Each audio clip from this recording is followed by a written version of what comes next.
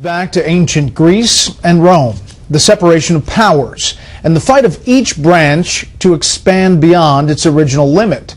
Correspondent Doug McKelway is at the White House with the latest battle in an age-old war.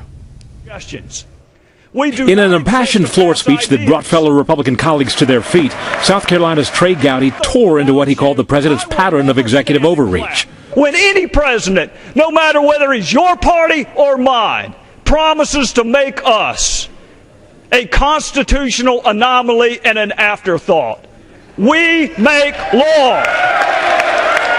Less than a day later, the president did it again. Today, I'm going to use my pen to give more Americans the chance to earn the overtime pay that they deserve. The president signing an executive action to make more workers eligible for overtime pay, just the latest example of why the House passed Gowdy's Enforce the Law Act that would allow Congress to sue the executive branch in cases of executive overreach. Republicans say the president has set new standards for that, from the proposed overtime rule to dozens of adjustments to the Affordable Care Act to not enforcing some immigration laws and minimum sentencing requirements, state defense of marriage laws, and more.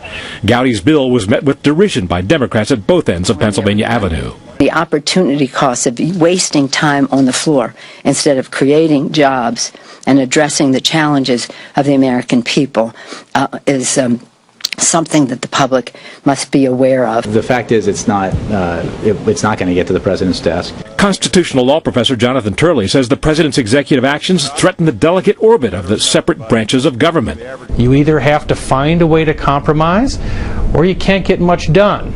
But the one option you don't have is to go it alone. Executive actions are just one conflict over the constitutional separation of powers. Another one is brewing between the Senate and the CIA, with the Senate Intelligence Committee Chair Dianne Feinstein breaking ranks with the president to accuse the CIA of spying on Senate staffers, the CIA firing back with similar charges against the Senate.